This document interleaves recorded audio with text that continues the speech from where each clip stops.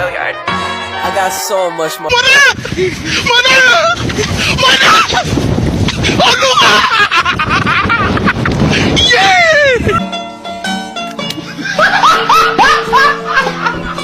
Are you ready, kids? Aye, aye, Captain! I can't hear you. Aye, aye, Captain! Oh! Fucking design on right now. Break it down, bring it back, make it clap. I got 3 old thoughts, new block, where that thing. Bitches on my line, and you know Bismillahirrahmanirrahim. Assalamualaikum warahmatullahi wabarakatuh. Di sini saya menjelaskan sedikit tentang sejarah pendidikan Nahdlatul Ulama. Video ini saya buat untuk memenuhi tugas UAS mata kuliah Sejarah Pendidikan Islam yang diampu oleh Profesor Tio Supriyatno MAG. Sebelum masuk kepada materi, izinkan saya memperkenalkan diri saya terlebih dahulu. Nama saya Azhara Qurratu A'yun dengan NIM 220101110205. Di video ini saya akan menjelaskan tentang 1. Organisasi masyarakat Islam, 2. Pengertian Nahdlatul Ulama, 3. Sejarah Nahdlatul Ulama, dan 4. Lembaga Pendidikan Islam Nahdlatul Ulama. Yang pertama, organisasi masyarakat Islam. Organisasi masyarakat Islam merupakan organisasi yang didirikan berdasarkan tujuan utama, yaitu dakwah oleh para tokoh-tokoh Islam secara sukarela. Indonesia merupakan negara yang masyarakatnya mayoritas beragama Islam, dan di Kemenhukam terdaftar banyak ormas Islam, baik ormas yang aktif dan populer secara nasional maupun lokal di lingkungan daerah tertentu saja. Contoh ormas lingkup nasional diantaranya 1. Nahdlatul Ulama, Muhammadiyah, Maftuhul Anwar, Al-Wasliyah, Nahdlatul Wathon, dan masih banyak lagi.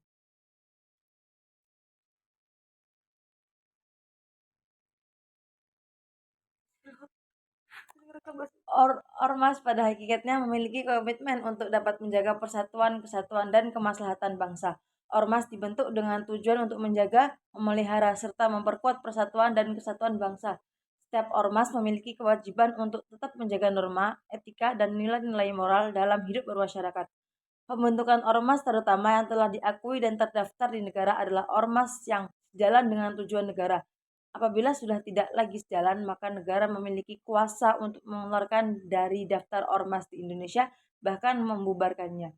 Berdasarkan hal tersebut, ormas ikut terlibat dalam mewujudkan persatuan, kesatuan, dan kemaslahatan bangsa dan diharapkan dapat berperan secara maksimal. Peran-perannya antaranya 1. Meningkatkan peran sebagai penghubung aspirasi masyarakat dengan pemerintah. Aspirasi masyarakat merupakan harapan-harapan masyarakat terhadap pemerintah untuk keberhasilan dan kesejahteraan hidup dan hajat mereka secara individu maupun kelompok di masa saat ini hingga di masa yang akan datang. Aspirasi dapat disampaikan dengan berbagai cara. Ada yang dengan cara baik melalui prosedural yang berlaku.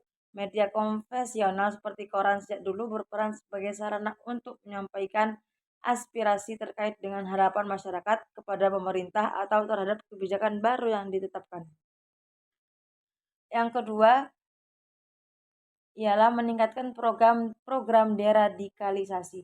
Deradikalisasi merupakan pelaksanaan pendekatan interdisipliner meliputi agama, psikologi, hukum, dan kemanusiaan, pendidikan, dan sosial budaya untuk menetralisir paham-paham radikal bagi yang terpengaruhi paham-paham radikal seperti aksi terorisme. Terorisme sendiri merupakan tindakan radikal yang menjadi ancaman serius bagi keselamatan masyarakat dan negara. Deradikalisasi menjadi salah satu program yang dapat mencegah terjadinya aksi terorisme. Aksi terorisme menurut analisis kebijakan Divisi Humas Polri yaitu terbentuknya komunitas fanatik pendukung gerakan radikal yang mendoktrin pengikutnya dengan berbagai cara baik secara langsung maupun melalui dunia maya. Terorisme juga disebabkan oleh adanya ideologi yang memperbolehkan untuk melakukan aksi pembunuhan serta kekerasan. Ideologi tersebut membuat para penganut radikalisme tidak memiliki rasa ragu untuk melakukan aksi teror. Ormas Islam dirasa perlu mensosialisasikan dan mengedukasi masyarakat tentang bahayanya ideologi radikalisme. Ormas Islam juga perlu bekerja sama dengan Badan Nasional Penanggulangan Terorisme untuk mengadakan program deradikalisasi di lapas bagi narapidana terorisme yang berada di dalam lapas dengan melakukan identifikasi, rehabilitasi, edukasi, dan sosialisasi. Program deradikalisasi juga dapat dilakukan di luar lapas dengan sasaran potensi radikal, mantan narapidana, keluarga, dan jaringannya dengan melakukan identifikasi, pembinaan pengawasan kebangsaan dan agama, serta bina kemandirian. Selanjutnya, pengertian Nahdlatul Ulama. Nahdlatul Ulama memiliki arti kebangkitan para ulama. Istilah kebangkitan itu sendiri pada dasarnya mengandung arti yang lebih aktif jika dibandingkan dengan kata perkumpulan atau perhimpunan. Seperti kita ketahui, para ulama merupakan panutan umat, di mana umat akan mengikutinya. Oleh karena itu, dengan kepemimpinan para ulama, diharapkan arah kebangkitan dan kejayaan umat Islam serta kaum muslimin akan lebih terlihat jelas dan nyata. Selanjutnya, sejarah Nahdlatul Ulama. Sebuah organisasi yang didirikan oleh para ulama pada tanggal 31 Januari 1926 atau 16 Rajab 1344 Hijriah di Kampung Kartopaten, Surabaya. Latar belakang berdirinya Nahdlatul Ulama berkaitan erat dengan perkembangan pemikiran keagamaan dan politik dunia Islam kala itu. Pada tahun 1924 di Arab Saudi sedang terjadi arus pembaharuan oleh Syarif Hussein, Raja Hijaz yang berpaham Sunni ditaklukkan oleh Abdul Aziz bin Saud beraliran Wahabi. Pada tahun 1924, di sini Indonesia dipimpin oleh Kiai Haji Wahab Hasbullah mulai memberikan gagasannya pada Kiai Haji Hasyim Asy'ari untuk perlunya didirikan NU. Sampai 2 tahun kemudian, pada tahun 1926 baru diizinkan untuk mengumpulkan para ulama dan untuk mendirikan Nahdlatul Ulama. Berdirinya Nahdlatul Ulama tak bisa lepas dengan upaya mempertahankan ajaran Ahlus Sunnah wal Jamaah. Ajaran ini bersumber dari Al-Quran, Sunnah, Ijma, dan Qiyas. Hasan al-Basri, seorang tokoh Sunni yang terkemuka dalam masalah qada dan qadar yang menyangkut soal manusia, memilih pendapat Qadariyah, sedangkan dalam masalah pelaku dosa besar memilih pendapat Murji'ah yang menyatakan bahwa sang pelaku menjadi kufur, hanya imannya yang masih fasik. Pemikiran yang dikembangkan oleh Hasan al-Basri inilah yang sebenarnya kemudian direduksi sebagai pemikiran Ahlus Sunnah wal Jamaah. Selanjutnya, Lembaga Pendidikan Islam Nahdlatul Ulama. Sejarah pergerakan Nahdlatul Ulama sebenarnya adalah sejarah pendidikan Nusantara.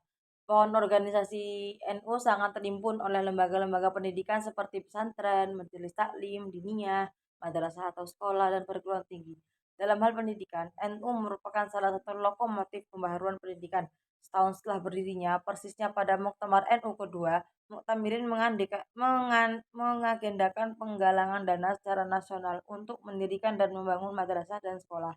Pada Muktamar NU ketiga, elit NU memprakarsai gerakan peduli pendidikan dengan mengajak para muktamirin untuk mengunjungi pesantren-pesantren besar seperti Tembok Beras yang dipimpin Kiai Haji Wahab Hasbullah, dan Anyar yang dipimpin oleh Kiai Haji Bisri Syamsuri, dan Nganjuk yang dipimpin oleh Kiai Patutin Seror Putih. Pada Muktamar NU keempat, panitia muktamar merespon kecenderungan naiknya kuantitas dan kualitas pendidikan yang mendorong para muktamirin sepakat untuk membentuk wadah khusus yang menangani bidang pendidikan yang bernama Hufz Bestur Nahdlatul Ulama, yang diketuai oleh Ustadz Abdullah Ubaid, waktu itu disebut presiden. Pada perkembangan selanjutnya terbentuklah Lembaga Pendidikan Ma'arif NU. Ada Muktamar NU ke-20 di Jakarta, dari arena muktamar ke muktamar, hingga Muktamar NU ke-30 di Kediri, Lirboyo, Jawa Timur. NU tetap menjadikan sektor pendidikan sebagai mainstream. Munas dan Konbes NU tanggal 25 sampai 28 Juli 2002 di Pondok Gede, Jakarta menghasilkan Tausiah Pondok Gede tahun 2002 yang mencoba mempertegas kembali posisi bidang pendidikan untuk menjadi prioritas program Nahdlatul Ulama. Untuk menafsirkan lebih rinci, tak lama setelah itu, tepatnya tanggal 22 sampai 25 Agustus 2002 di kawasan Puncak Batu Malang, Jawa Timur, diselenggarakan rapat kerja LPM NU dan musyawarah kerja perguruan tinggi NU. Di forum tersebut, NU kembali mematangkan format, strategi, dan guidelines pengembangan pendidikan di lingkungan NU. Dalam konteks pendidikan NU, sistem pendidikan pesantren yang telah lama melembaga bagi masyarakat Islam Nusantara tidak bisa dilupakan. Keberadaan NU hingga saat ini selalu ditopang oleh pesantren. Dari pesantren, basis kekuatan NU dibangun dengan banyak melahirkan para ulama dan kiai yang kemudian membentuk Jamaiyah NU dan berjuang di dalamnya. Jadi, keberadaan pendidikan sebelum madrasah adalah pesantren. Pesantren saat ini berada dalam naungan NU yang penanganannya dipasrahkan pada Lajnah RMII, sedangkan madrasah dalam naungan LPMNU.